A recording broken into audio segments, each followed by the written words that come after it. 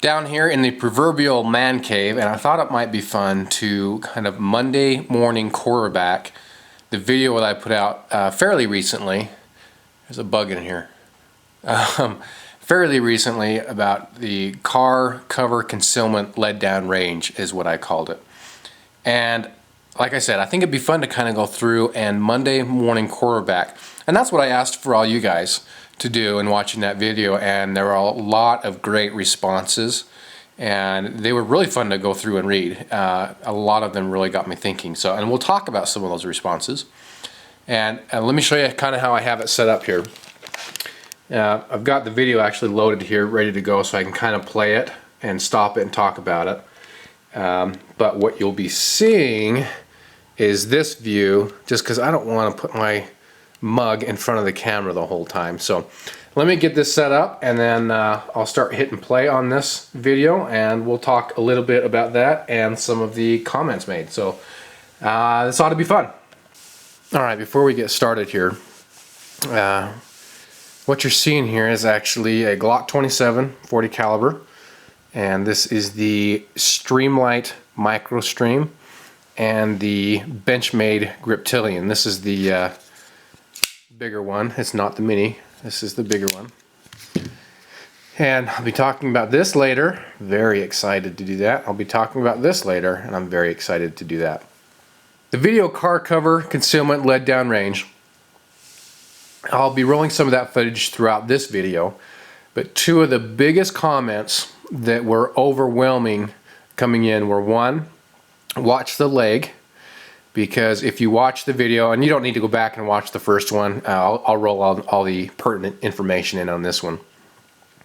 But the leg was sticking out from behind the tire. I mean, it was a great target.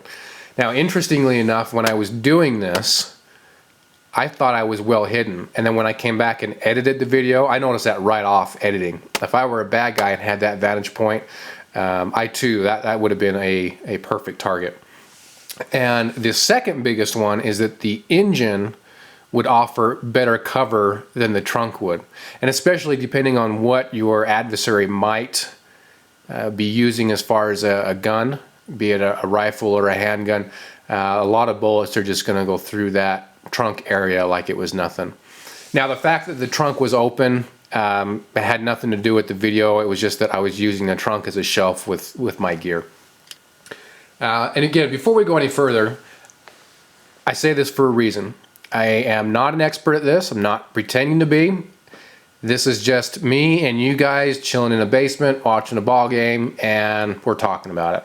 The reason I say that is just in case someone rolls in who's not familiar with my videos, so they kind of understand where I'm coming from. You guys who've been watching the videos for long enough, you realize I'm not on here trying to be something I'm not. These are some of the observations of mine as I started thinking about this and reading your guys' comments, which were a lot of fun. Is the first part, when running away from the camera, or let's say the bad guy, and running to the car. Let me back up. We can play the what if game forever. What the what if game is when I was in martial arts, you'd have certain students as you're trying to instruct them, well, what if this, what if that, what if this, what if that?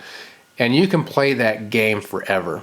Now, there is value to that game to a point, but you just can't overdo it. All right, back to running away from the adversary towards the car. That may or may not be advisable on the way I was running, because what do you see? I turned my back, and again, I wasn't really thinking this through as I was doing this. I was just kind of off the cuff doing it. I turned my back and run towards the car. Now, that may or may not be the appropriate thing to do. What may be a better thing to do, depending on the situation, is actually walk backwards. You might want to throw some lead down range if you're being shot at, just so it makes them want to take cover themselves, or prevent them from firing continually, or you get my drift. So running with my back away, depending on the situation, may or may not be a good thing. Maybe walking backwards, returning fire may be a better option. Second thing I notice is when I'm popping up from behind the car, at the beginning, I'm doing it at the same spot every time. Now, the disadvantage to doing that is if someone is watching you, they can anticipate that area that you're going to be popping out at and sit and wait for you. So let's say that this was behind the engine, you did have proper cover, they couldn't shoot through the car, my leg was hidden. They could just wait because they know exactly where you're going to pop out at. So actually, as I was shooting, I thought, you know what, I probably need to change the areas that I'm coming out at so that if someone was shooting at me, they couldn't anticipate, or they're less likely to anticipate where I'm coming out from. With the targets, these are static targets, not dynamic targets, meaning that the static targets are just sitting in one spot. Of course, they're not firing back, right? If this was a real bad guy situation, those targets, or that bad guy, if you will, I'm just, for the sake of argument, I'm just saying good guy, bad guy, they obviously will be moving. They're not going to be standing in that one spot every time. So we kind of have to take that into account as well. Also, in doing this, can the person in my shoes there, can they even return fire? Is that even an option? Even if they're being shot at, is that an option? What I mean by that is one of the cardinal rules of shooting your gun is, what is your backstop? Okay, we're assuming this happens on the street, your car is there, maybe a parking lot, I don't know. So what's behind your bad guy? Is it a school and you've got a playground and it's recess, all the kids are out? Or what if it's just a school period that's behind it? So returning fire may not be an option at all, depending on what is going on behind you. I remember in high school, we had I can't remember what the class was called, it was some criminology course, criminal justice course. And the school police officer, it was fun, we actually went through one of their training videos, and it was a no-shoot-shoot situation. And one of those things, one of the situations was a guy had just shot at you, and he's running, no, I'm sorry, he's shooting at you, and you have the choice to return fire. But it was in a park, and so there's all kinds of people around and behind him. And so that was to train the officers, you know, to think, hey, can I really return fire? Is this something that's advisable and that you can do? All right, here's some of the comments made. This was made by Fan Reg Buick, Phanreg Buick. It says, hey Crockett, like the vid, it is definitely good to start thinking about that kind of stuff on a daily basis. And this is what I really pulled from his comment. Situational awareness is really important. To me, situational awareness is huge. I could do a whole video on situational awareness, and I think that is so important, not to walk around with your blinders on. And to me, and this has happened to me many times in the past, situational awareness will get you out of more problems than it gets you into. Or if you can't avoid the problem, at least you're somewhat aware of what's going on and can react accordingly. But that is a huge one, I think, and you know, maybe I'll do a video on that down the road, but that is a big concept to me, and one that I've held near and dear to my heart for a very long time. Here's another comment by the Tactical Painter. He says, as an armed officer, we were trained to hug that tire. All the rubber and steel in the tire itself, let alone the axle, provides more protection from pistol rounds. Your right thigh was sticking way out, and the femoral artery was an easy target with no protection. I personally would opt to scoot back a few inches and go both knees on the ground with double tactical toe and get more of the tire and axle between you and the threat. Maybe stack a couple of spare tires in the trunk for added protection. So that was just kind of an interesting comment to me, you know, as coming from an officer, and maybe something he would do different than what I was doing. Next comment is USMC Boyer.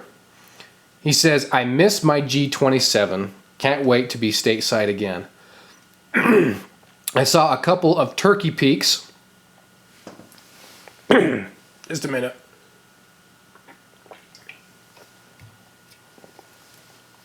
I saw a couple of turkey peaks in there, which is something we use frequently in the military.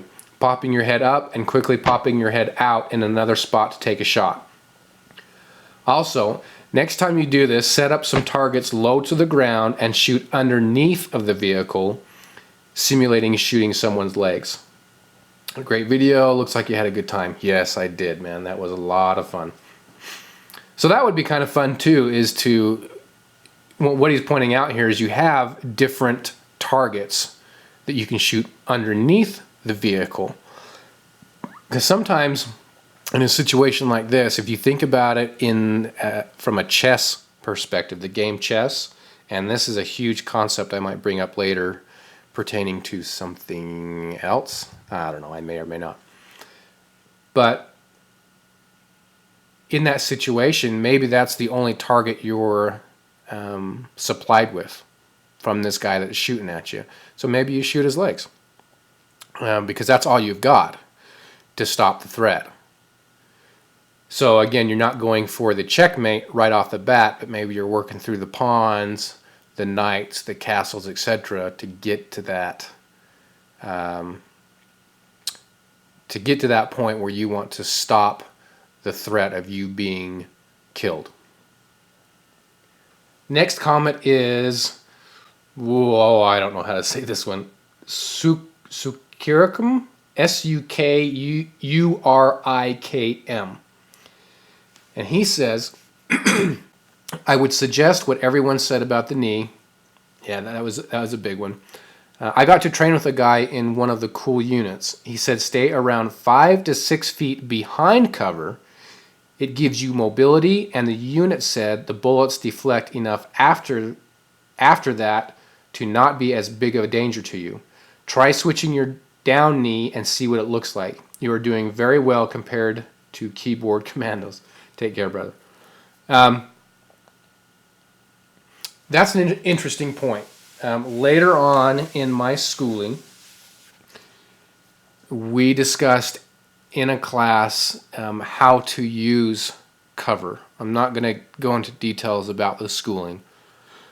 And again, please don't misunderstand that statement. I'm not trying to be secretive like I took some awesome course on how to be a tactical ninja. That's not what I'm saying. But in this classroom setting, one of the things discussed was how to use your cover / concealment. And they showed the video of the guy hugging right behind this little barrel, and they used the camera to kind of show his view of what he could see, versus if he went back a little bit, then it seemed to open up his viewpoint a lot more. So again, that one just stood out to me. That jogged that memory of that time of hearing that. So again, I'm just throwing these comments out, more of giving us something to think about. I thought this whole thing was a lot of fun. It was kind of a fun concept for me, and I'll be honest, I mean, it was just straight fun. I mean, guys go out and golf. This is what I like to do. But overall, my biggest thing would to be avoid this situation at all costs, if possible. If I have my choice, that's what I will do, is avoid it. I mean, if you can tell something is going to happen, this guy's walking to you, maybe you have a chance to get in the car and drive off, that's what I'm going to do. You know, why give somebody the chance to do that? And by law, if you have a reasonable means to get away, then that's probably the best thing you can do. Again, I'm not giving law advice here either. Anyway, I don't know. I hope this was interesting. This was kind of fun for me just to look at the video. Again, read your comments and do a little Monday morning quarterbacking on the video and some things that you guys talked about and some additional things that I thought about. So hopefully it was fun, entertaining. I know it was for me. We'll talk to you guys later.